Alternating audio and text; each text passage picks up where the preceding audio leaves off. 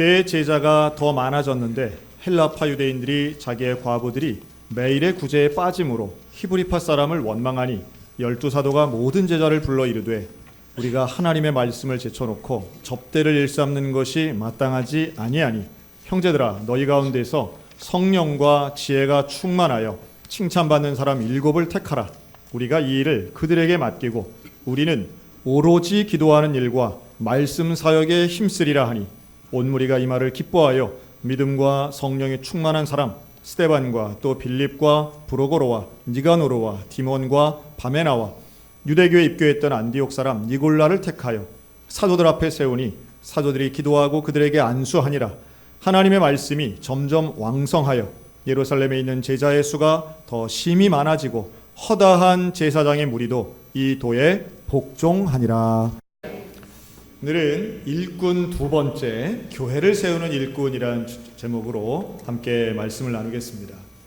어떤 목사님을 성도 한 명이 찾아왔습니다. 그리고 이렇게 상담을 합니다. 목사님, 제가 지난 몇 년 동안 여러 교회를 방황하고 있습니다. 어떻게 된 게 교회마다 문제들이 너무 많아서 교회답지 못한 모습 때문에 제가 실망하고 그 교회를 또 떠나고 또 떠나고 또 떠나서 이제는 어느 교회를 가야 할지 모르겠습니다. 참 우리나라 교회들 문제가 많습니다. 목사님, 문제없는 교회 하나만 추천해 주세요. 이렇게 얘기했습니다. 우리 생각에는 문제없는 교회가 없을 것 같잖아요. 그런데 이 목사님이 문제없는 교회, 내가 아는 교회 하나 있습니다. 그래요? 어느 교회입니까? 그랬더니 이 목사님이 그런데 추천해 줄 수 없습니다. 그러더래요. 왜요? 내가 추천해서 성도님이 그 교회에 출석하는 순간부터 그 교회는 문제 있는 교회가 될 것 같습니다. 그러더래요. 그렇죠. 사람이 모여 있으면 사실은 문제가 있죠. 그리고 하지만 이제 제가 말씀드리고 싶은 건 이겁니다. 어떤 사람한테는 그게 심각한 어려움이 될 수 있는데요. 어떤 사람은 이럴 수도 있지 라고 넘어가기도 한다는 겁니다. 자, 우리 옆 사람 보고 그럴 수도 있지. 뭔진 잘 모르겠는데 목사님 또 뭔 얘기하려고 그럴 수도 있나. 여러분 혹시 주보에 본인의 이름을 찾아보신 적이 있으십니까? 헌금을 하거나 11조 감사헌금을 하면 우리 교회는 그 이름을 주보에 올립니다. 그런데 우리 교회는요, 세례교인 수가 1000명이 조금 넘습니다. 1000명이라 쳐도 1000명 중에 한 명의 이름이 틀리면 그건 몇 퍼센트가 틀린 걸까요? 제가 우리 여전도연합회 원래회 때 한번 한 이야기인데요. 1000명 중에 한 명이 틀리면 그건 0.1%가 잘못된 겁니다. 뒤집어 생각하면 99.9%는 맞았다는 거거든요. 그럼 0.1% 틀린 정도의 행정이라면 그거는 괜찮은 건가요? 아주 형편없는 건가요? 그냥 그건 그럴 수도 있는 정도라고 우리가 수용할 수 있는데 문제는 뭐냐 하면 그 틀린 이름이 바로 누구 이름이에요? 내 이름일 경우에 이건 조금 이야기가 달라집니다. 내 이름이 잘못 나오면 그건 0.1% 틀린 게 아니라 100% 틀린 거고요. 우리 아들 이름이 틀리면 그건 500% 잘못된 겁니다. 그러면 이렇게 외치죠. 도대체 말이야, 교회가 형편없다고. 그리고 하나 더 합니다. 내가 성령의 은혜로 한 번은 참았는데 어떻게 2번이나 틀릴 수가 있냐고. 이런 교회 다시는 그러면서 아까 했던 말, 자 우리 옆 사람 보고 그럴 수도 있지요. 사실 이런 부분들이 우리를 불평하게 만들고 불편하게 만들기도 합니다. 물론 오자가 없도록 노력해야 될 책임이 교회에 있고 또 이름이 잘못된다라는 것은 어떤 면에서는 참 주의해야 할 일이기도 합니다. 그런데 그것 때문에 교회를 부정하거나 또 혹은 내 신앙에 마이너스가 된다면 그건 더 큰 손해라고 볼 수 있겠죠. 교회 안에선 그 누구라도 한 사람을 겨냥해서 저 사람 죽어라, 저 사람 망해라 그렇게 나쁜 일을 도모하는 교회는 거의 없다고 저는 믿습니다. 다만 관계에서 일어나는 여러 가지 피치 못할 사정 때문에 서운함이 생기고 불편한 관계 때문에 불평이 생기는 것 또한 이제 현실이라는 거죠. 그 대표적인 예가 오늘 본문에 나오는 예루살렘 초대교회 이야기입니다. 여러분, 이 교회는 성령이 충만한 교회였습니다. 모두가 서로를 사랑하는, 오늘날 우리 입장에서 본다면 교회 중에 교회고 모델되는 교회입니다. 그런데 이 교회에 문제가 발생한 거예요. 어떤 문제가 발생했냐 하면 이 예루살렘 교회는 여러 곳에서 온 유대인들이 모여 있었습니다. 소위 말해 헬라파 유대인들이 있었고 히브리파 유대인들이 있었습니다. 이들은 사용하는 언어나 문화 습관이나 식생활이 많이 달랐던 사람들입니다. 그냥 조금 예를 든다면 이렇게 볼 수 있겠습니다. 우리 교회가 있는데 여기에 부산 출신이 한 그룹 있고요. 저기 보면 샌프란시스코 출신이 한 무리 있는 겁니다. 또 저 프랑스에서 오신 재불 교민들이 또 여기 한 무리가 있는 거예요. 뭐 이런 식의 연합체라고 보시면 되겠습니다. 그냥 더 구체적으로 제가 뭐 양구, 홍천, 인제 이럴까 하다가 그냥 우리는 다 같은 춘천 시민이니까요. 자, 그렇게 모여 있는데 교회는 이 초대교회에서는 서로가 모든 물건과 재화를 서로 간에 공유했죠. 그리고 나눴습니다. 그런 과정에서 가뜩이나 어려운 약자인 이 과부들을 돕는 일들이 있었는데요. 음식이나 또는 재물을 그들에게 공개하는 일이 있었습니다. 근데 여기에서 이 메일의 구제에서 누가 빠졌느냐 하면 헬라파 과부들이 자꾸 빠지는 거예요. 자, 여기서 우리가 상식적인 질문을 하나 드리겠습니다. 이들이 빠진 건 사실인데 이들을 사도들이 12명의 사도가 이 일을 감당했거든요. 이 사도들이 헬라파 과부들을 미워해서 일부러 핀셋처럼 그렇게 제외시켰겠습니까? 아니면 하다 보니 실수로 빠졌겠습니까? 이 사도들은 성령이 충만한 사람들이었고 이들은 교인들을 다 사랑하는 사람들이었습니다. 일부러 뺐을 가능성은 거의 없어요. 자, 이렇게 한번 제가 예를 들어보고 싶어요. 오늘 기도해 주신 우리 홍광표 장로님이 오늘 우리 교인들 사랑해가지고 큰 황소 2마리를 끌고 왔다고 생각해 보세요. 2마리면 우리 이 인원 좀 먹지 않을까 싶은데요. 2마리를 끌고 와서는 목사님 오늘 이 2마리를 해가지고 우리 점심에 이 소 잡아먹읍시다. 그래가지고 우리 성가대원들이 충성하는 본을 보여서 그거를 다 도축을 해가지고 했다고 해보세요. 그래서 우리가 다 이렇게 나눠서 먹었는데 그러면 여러분 모두가 만족할까요? 아니면 그 중에서도 불평이 나올까요? 제가 예상하건대 이런 불평이 있을 수 있습니다. 야, 그래 목사님은 등심 먹고 나는 꼬리 주나? 야, 응? 왜 장로님들은 갈비살 먹고 나는 창자 주나? 뭐 이런 거 아니겠습니까? 사실은 분배한다는 게 생각보다 쉽지 않습니다. 왜냐하면 이 인원수만큼 똑같은 것이 뭐가 있다면 하나씩 주고 끝내면 공평할 텐데 그렇지 않은 거예요. 당시 초대교회 교인들은 음식을 가져오거나 농산물을 가져오거나 아니면 소나 양을 직접 가지고 오는 거예요. 그리고 자신의 땅을 팔아서 가져온 돈도 있었지만 이런 것을 사람 수에 맞게 어떻게 똑같이 나눌 수 있겠습니까? 그리고 또 하나, 똑같이 나눈다는 건 공산주의지요. 성경적인 나눔은 약한 사람들을 위주로 해서 더 많이 주는 겁니다. 누구의 필요를 채워주는 것, 이게 사실은 초대교회가 가지고 있던 나눔의 정신입니다. 그런데 그러기 위해서는 누가 얼만큼 필요한지를 파악해야 되고 그 많은 사람들을 가지고 분배하는 건 상당히 쉽지 않은 일이었을 거라는 거예요. 베드로가 한번 설교하고 회개를 촉구하면 3,000명이 돌아오고 5,000명이 돌아오고 세례를 받았어요. 그렇게 많은 사람들이 갑자기 기하급수적으로 늘어나는데 모두가 헌신하는 마음은 동일하지만 나누는 건 쉽지 않았다는 겁니다. 아마도 사도들의 마음도 좀 답답했을 거예요. 왜냐하면 나눠주는 걸 사도들이 하긴 했지만 그걸 사도들이 더 많이 가지거나 착복하지 않았기 때문입니다. 이들도 할 말이 있는 거죠. 아니 뭐 누구 맡겨놓은 걸 찾으러 왔나? 누가 뭐 일부러 안 줬나? 누가 뭐 다 내 걸로 가졌나? 좀 실수한 거 가지고 이렇게 원망하고 불평하다니 너무한 거 아니요? 라고 말할 수 있는 상황이라는 거예요. 그런데요, 이 문제 앞에서 사도들이 보여준 태도와 해법이 오늘 참 중요한 주제라고 저는 믿습니다. 교회가 교회 되게끔 세우기 위해서는 문제를 어떻게 해결하는가, 또 그 문제를 어떤 시각으로 바라보는가가 참 중요한데요. 불평하는 헬라파 유대인들을 대해서 사도들은 그들의 입을 막는 억압적인 방법이나 혹은 그 문제를 임시방편으로 덮는 꼼수를 부리지 않습니다. 또 본인들의 입장을 변호해서 헬라파 유대인들의 주장이 얼마나 억지고 무리가 있는가를 설명하지도 않습니다. 이 사도들은 오히려 문제보다 본질에 집중합니다. 문제를 제기하는 사람보다 그것을 듣는 본인들을 바라보는 시각을 우선시합니다. 그래서 이 사도들이 어떤 결론을 내느냐 하면 이 오늘 읽은 6장 2절이에요. 모든 제자를 불러놓고 이렇게 말합니다. 우리가 하나님의 말씀을 제쳐놓고 접대를 일삼는 것은 마땅하지 않다. 자, 뭐가 잘못됐느냐 하면 접대하는 게 잘못된 게 아니에요.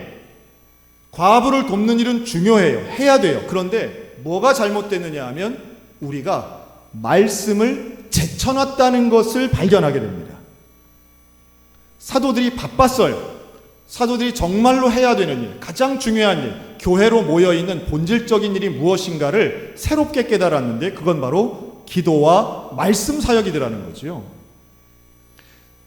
헬라파 사람들은 왜 우리가 소외됐느냐, 왜 우리는 못 받느냐, 왜 다른 사람은 받고 우리는 못 받느냐라고 하는 공정성에 대한 문제를 제기했는데 여기에 대한 사도들의 깨달음은 우리가 본질을 놓치고 있구나, 우리가 말씀을 제쳐놨구나, 이 깨달음을 얻게 됩니다. 우리가 문제가 심각하면요 문제만 볼 때가 있습니다. 그러나 문제만 보지 말고 본질을 볼 수 있는 영성이 오늘 우리 소양교회 가운데 있기를 주의 이름으로 축원합니다. 자꾸 문제만 보면 그 문제만 해결하기 위해서 방법을 동원합니다. 그런데 문제의 원인, 본질을 보지 못하고 표면적으로 드러난 현상만 가지고 문제를 해결하려고 하면 편법이나 꼼수가 등장하기 마련이고요. 또 본질적인 것을 해결하지 못하면 그 문제를 임시방편적으로 해결하면 다른 문제가 연이어 터져나올 가능성도 있습니다. 일종의 풍선 효과 같은 거죠. 그런데 이 사도들은 아주 온전한 판단을 내립니다. 우리가 정말 해야 될 걸 안 했구나. 정말 중요한 걸 안 했구나. 말씀을 제쳐놓는 일은 있으면 안 되지. 그래서 이들은 본질에 집중하니 온전한 해답을 찾게 됩니다. 그 해답은 우리는 기도와 말씀 사역에 전념하고 이 구제 사역도 중요하니까 이거는 다른 사람이 하게 하자라고 하는 해답을 내게 됩니다. 혁신적인 조직 변화를 가져오는 거죠. 그리고 나서 세운 사람이 바로 7명의 집사님들입니다. 이 7 집사를 세우는 일은 초대교회에 큰 변화를 가져왔어요. 즉 12명의 사도로 대변되던 집단 지도체제에 전혀 다른 직분 7명의 집사가 세워집니다. 스데반, 빌립, 브로고로, 니가노르, 디몬, 바메나, 니골라. 근데 이 7명의 집사님들에게는 공통점이 있는데요. 이 이름들의 특징이죠. 이게 바로 헬라식 이름이었습니다. 다시 말해 이 7명은 전부 다 헬라파 유대인이었던 것이죠. 여러분, 사도들 12명은 헬라파 사람이었을까요? 히브리파 사람이었을까요? 이들은 다 히브리파 유대인들이었습니다. 히브리파 유대인 12명이 기도하고 세운 7명의 집사는 전부 다 헬라파 유대인들이었다는 거예요. 수적으로 균형을 맞추려고 하는 노력이 보이죠. 그리고 그러한 제안에 헬라파 유대인들은 환호했습니다. 우리를 무시하지 않는구나. 우리를 인정하는구나. 우리를 소외시키려는 게 아니었구나. 그리고 선발된 이 7명의 집사님들은 하나같이 놀라운 영적인 특징들이 있었는데요. 그것은 성령과 믿음이 충만했다는 이 영적인 특징 하나, 그리고 사람들에게 칭찬받는 사람이었다라고 하는 인격의 특징이 이들에게 있었습니다.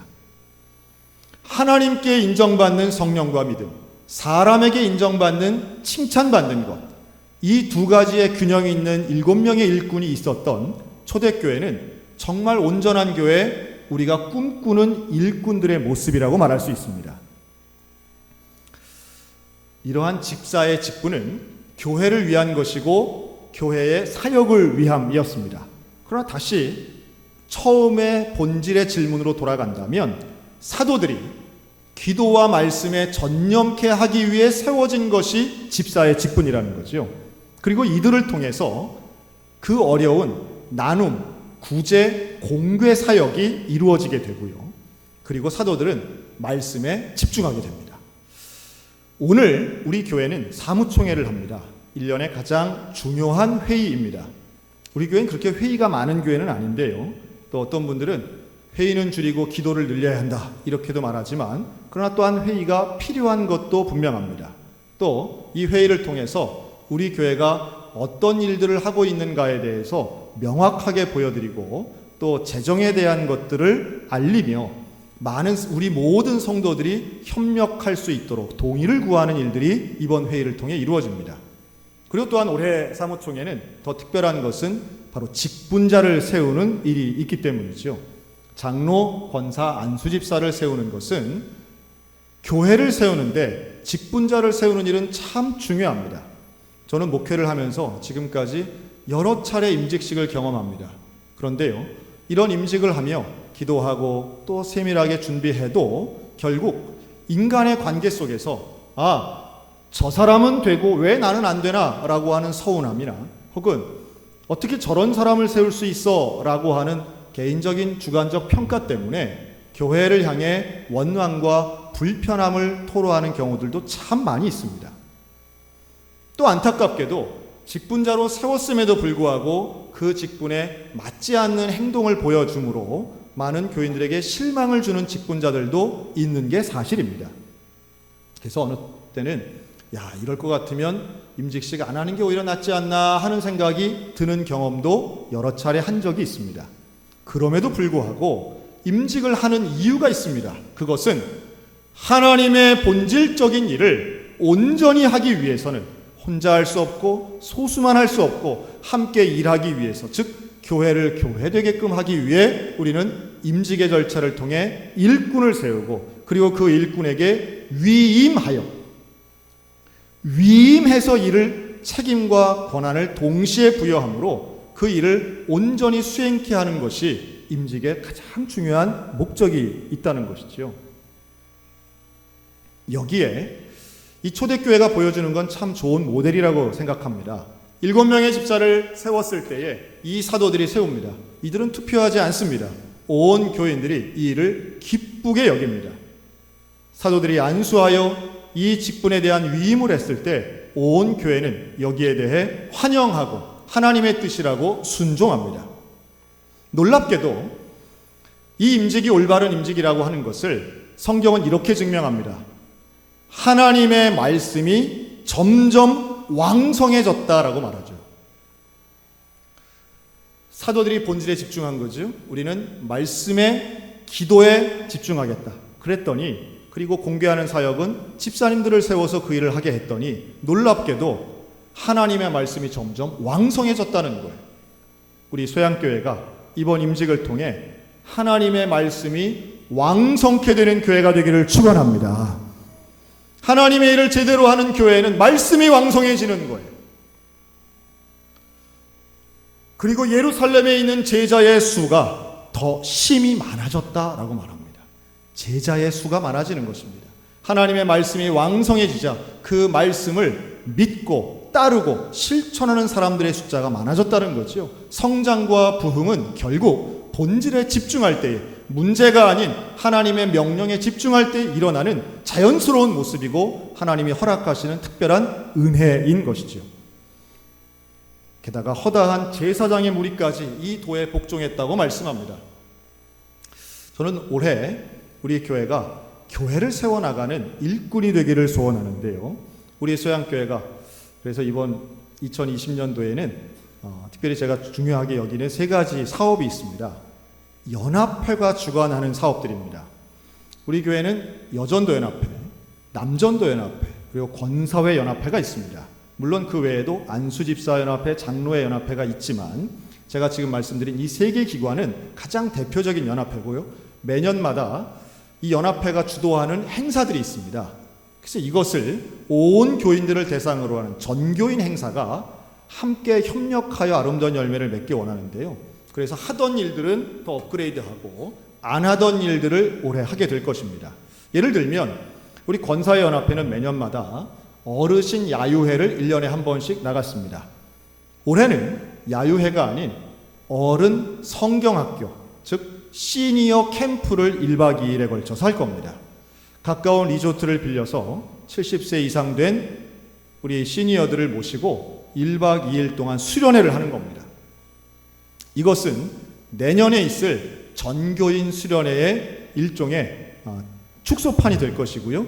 가서 일반적인 교회 수련회에서 하는 집회, 찬양, 기도 대신에 우리가 즐거운 축제와 또한 교제와 2월 달에 진행되는 해피엔딩 프로젝트의 연장선상에 이번 시니어 캠프가 있을 겁니다. 이를 위해 지금 새로 뽑힌 권사회 임원들이 얼마나 열심히 잘 준비하고 있는지 몰라요. 또 여전도 연합회는 매년마다 이런저런 행사들을 하지만 올해는 가을쯤에 이웃을 섬기는 섬김 바자회를 아주 오랜만에 우리가 규모 있게 할 겁니다. 당연히 바자회에는 이웃 주민들이 초청 대상이고요. 여기에 우리 전 교인들이 함께 협력해서 교회의 건물과 주차장과 공간을 이용해서 이 일을 할 것이고, 거기서 나오는 모든 수익을 가지고 이웃 섬김과 선교 사역에 사용되게 될 겁니다. 남전도 연합회에서는 매년 전교인 야유회를 했습니다. 올해는 여기에 조금 더 붙여서 이웃 돕기 전교인 걷기 대회를 할 겁니다. 아마 일반 사회에서도 많이 하죠. 1m당 얼마씩 해서 내가 걷고 내가 걸은 만큼 기부금을 내는 겁니다. 그리고 그걸 가지고 역시 이웃을 돕는 일에 사용할 겁니다. 이 모든 일들을 하는 이유는 하나입니다. 온 교인들이 함께 이루어 나가길 원하는 것이고요. 사업보다 더 중요한 건 결국 말씀이 흥왕되고 복음이 전파되어 이웃을 온전히 섬기고 시대를 이끌어가는 사명을 감당하는 데에 있습니다. 이건 연합회 행사고요. 또 그 외에도 대사회 캠페인이나 우리 교회를 이끌어가는 캠페인 성격의 행사들을 할 겁니다. 그리고 그 모든 일들은 결국 일꾼이 없으면 안 되는 거죠. 누구누구가 알아서 하겠지가 아니라 우리 모두가 협력할 때에 우리 소양교회가 2020년도에 정말 교회다운 모습으로 한 발짝 한 발짝 성장하고 앞으로 나아가게 될 줄로 소망합니다. 이 일에 여러분들의 협력이 있어야 될 것이고 그걸 위해서 임직하는 거예요. 기도와 말씀에 전념했던 이 사도들에게 하나님은 교회의 성장과 부흥을 주셨고 그런 일들을 통해 오늘날 우리의 교회가 있다라고 믿습니다. 지난 연말에 우리 교회는 일꾼 자원서를 받았습니다. 일꾼 자원서를 이제 다 모아서 제가 정리를 해서 이제 하나하나 다 봤습니다. 놀라운 것은 정말 일꾼 자원서를 열심히 쓰신 분들이 있고요. 거기 뭐라고 쓴 내용이 있냐면 이 사역을 자원하기 위해 1년을 기다렸습니다. 이렇게 쓰신 분도 있어요. 할렐루야. 자, 일꾼 자원서를 안 쓴 사람들 마음에 뜨끔함이 있을지어다. 그런데 놀라운 것은 교회를 바라보는 개개인의 시각이 참 다양하다라고 하는 겁니다. 어떤 분은요, 우리 원롱 장로님 중에 한 분은 그런 것도 쓰셨어요. 우리 교회의 건물 또 벽체 이런 데 오래된 곳에 아래쪽에 이 칠이 벗겨진 곳이 많은데 이 칠을 새로 했으면 좋겠습니다. 여기에 제가 헌신하겠습니다. 자, 이렇게 말씀을 드리면 우리 교회 페인트 칠이 있나? 대부분 잘 모르실 거예요. 근데 어떤 사람에겐 그게 보이는 거예요. 여러분, 보이는 게 사명입니다. 뭔가 보여요. 보이는데 뭔가 부족해 보이는 게 보이는 거죠. 이제 이따가도 보면 이따가 우리 스크린으로 동영상 볼 텐데요. 그 동영상이 온전하게 안 나올 겁니다.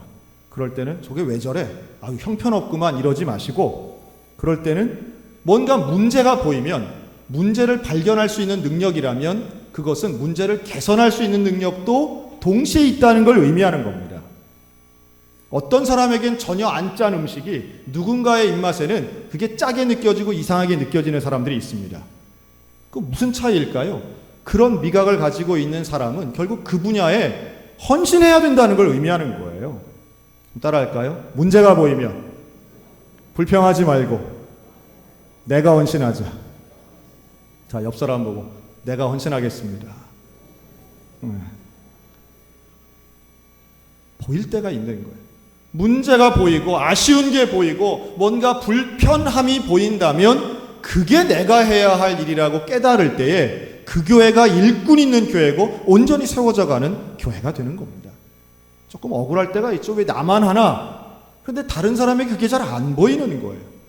여러분, 왜 아들 방을 엄마가 청소하나요? 아들 눈에는 그 먼지가 안 보이기 때문이에요. 엄마 눈엔 보이잖아요. 아들은 하나도 그게 불편하지 않아요.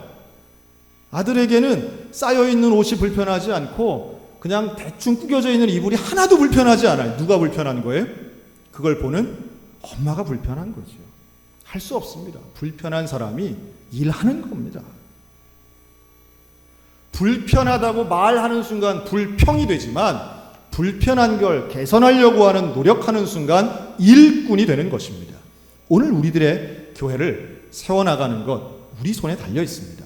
올 한 해 우리 소양교회에 거룩하고 교회를 세워나가는 일꾼이 되어서 누가 보건 보지 않건 하나님이 내게 주신 사명에 집중하여 올해 말씀이 흥황된 교회로 만들어가는 우리 거룩한 하나님의 일꾼들 다 되시기를 우리 주님의 이름으로 축원합니다.